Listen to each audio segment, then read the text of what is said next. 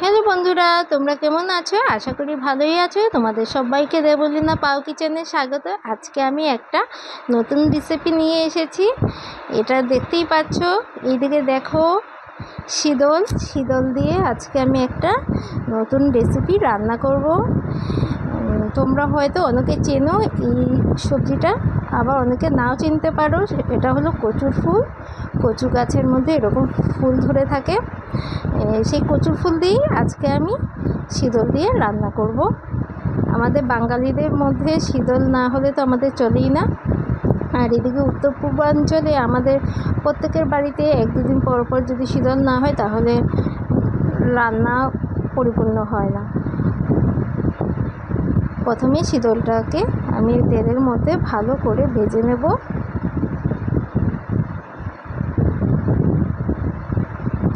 তোমাদের এখানে কীরকম গরম পড়েছে?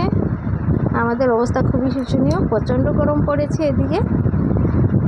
এই দেখো কেটে রাখা পেঁয়াজ রসুন দিয়ে শীতলটার সাথে ভালো করে আমি ভেজে নেব। এক্ষেত্রে বলে রাখি, পেঁয়াজ রসুনটা একটু পরিমাণ থেকে একটু বেশিই লাগবে। শীতলের সাথে ভালো করে আমি ভেজে নিচ্ছি।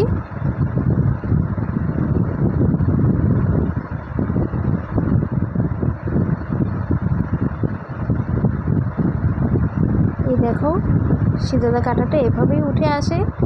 ভালো করে ভেজে নিলে শীতলটা এমনি উঠে আসে। এর মধ্যে মশলা আমি দিয়ে দিয়েছি শুধু মরিচ গুঁড়ো আর হলুদ দিয়ে তেলের মধ্যে ভালো করে আমি ভেজে নিচ্ছি।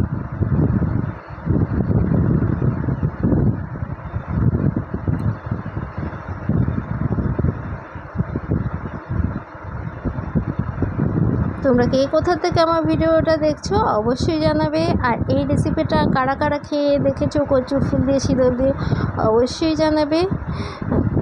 খেতে খুবই সুস্বাদু হয়, খুবই দারুণ। কচুর শাকের মতোই এটা করতে হয়। এর মধ্যে আমি গোটা চারেক কাঁচামরিচ দিয়ে দিলাম। দেখো মশলাটাও আমার ভাজা ভাজা হয়ে গেছে। মশলা গা থেকে তেলটা ছেড়ে দিয়েছে।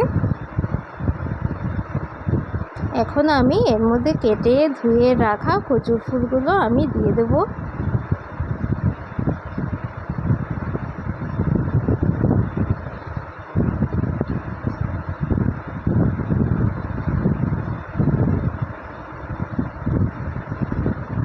কচুর ফুলগুলো এরকমই হয়, কালারিং হয়, কমলা হলুদ সবুজ রঙে কচুর ফুলগুলো পাওয়া যায়।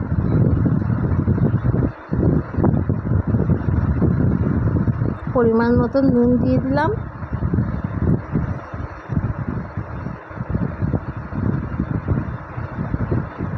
এখন খুবই হালকা হাতে আস্তে আস্তে রান্না করতে হবে। আর আগুনটা লো ফ্লেমে থাকবে, একদম লো ফ্লেমে দিয়ে আস্তে আস্তে আমি রান্নাটা করব।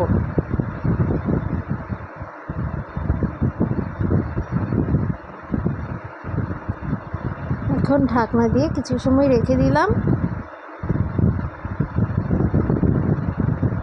দেখো কিছুটা মজে এসেছে।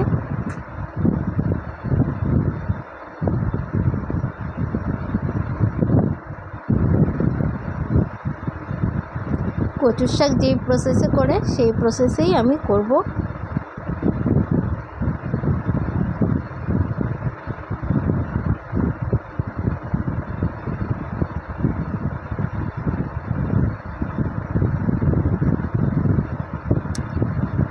যারা আমার চ্যানেলটাতে নতুন দেখছো তারা অবশ্যই আমার চ্যানেলটা সাবস্ক্রাইব করে আমার পাশে থাকবে। আর আমার ভিডিও যদি ভালো লেগে থাকে অবশ্যই লাইক কমেন্ট করবে। আর বেশি বেশি করে আমার এই ভিডিওটা শেয়ার করবে, একদম ভুলবে না।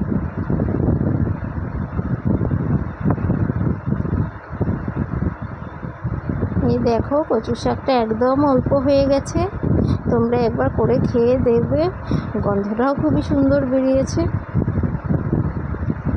এই কচু শাক দিয়েই এক থাল ভাত খেয়ে নিতে পারবে, আর কোনো কিছু দরকার নেই।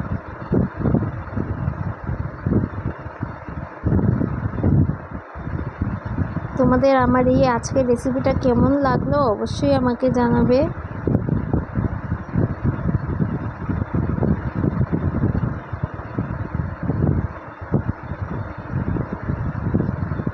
এখন নামানোর সময় হয়ে গেছে, নামিয়ে নেব।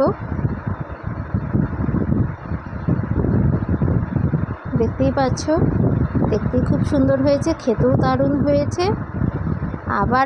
আরেকটা নতুন ভিডিও নিয়ে আমি আবার চলে আসব কিছুদিন পর। ততক্ষণের জন্য টাটা।